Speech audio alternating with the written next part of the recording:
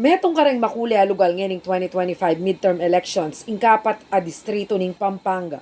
Aparte keng maigpit a labanan kareng mapila na munisipyo, masigla mo naman ing pisasabyan na matindi ing maging harapan ng incumbent 4th District Representative Rimpy Bondoc at Patrol Party List Representative George Bustos. Iti bistaman pamig-file certificate of candidacy i Bustos. Baing daratang eleksyong iti, adwang halala no ana mabanwang alalang akakalaban reng Bondoc king pwesto. Agpangking dating 4th District Congressman Rimpy Bondoc, patune iti na mabyeing demokrasya king kapat a distritu. Ela mikakuno din tao abisang kumandidato uling gagalang da ing karelang karapatan. Kasi po, libre naman po kasing lumaban. Yako, atakman ko na po na alang linaban po rin. So, democracy is alive and well. Nakakita po niya, liwang partido, partikular, yung kalaban ng Congresswoman Ana, and in fact, yung kalaban namin kakatang gobernador, 4th District lang. Burin sabihan, encourage tala. Then bisang makilahok, magkanita, apal to talaga.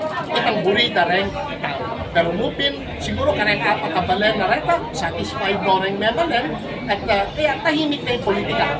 Serbisyo publiko na yung pisasabi. Binya niya ng mga limbawa ay Engineer Danilo Bailon, a posibleng lumaban kang Governor Dennis Pineda, king panga pamuntok ning Pampanga. Tao yakandaba i Bailon.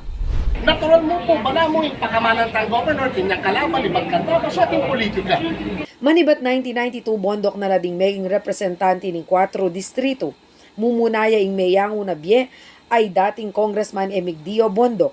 Inyang Mateya, pelitaneng Congressman Rimpy Bondoc inyang 1998.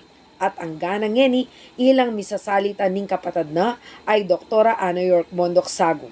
Iti uling eda kanuburing mapatlud ing legasiya king public service aatsuna king karelang dayat pamilya. Every 3 years, kami rin tunay casualty gobyerno mag-apply kami pasibayo, kami boto. Bisa kami pong sumuyo, bisa kami pong sumaw, sundumi po yung alak walang tama. So syempre, didinalming halaga, imbalang laban. Uling, kailangan sampata mo, manyambuta mo, pagkanita, may paslola rin, kaya katang ikaban. Para kang incumbent 4th District Representative Bondoc Sagum, makasanting at challenging ingating kalaban bang lakwas galingan ing pamanungkulan. And it's good actually to have competition para mas lalong galingan po nating lahat.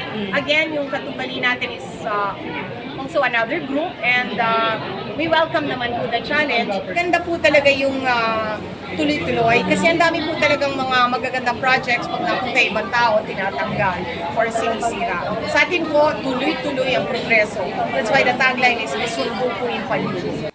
Samantala ating niyang 8 balening kapat a distrito ning Pampanga.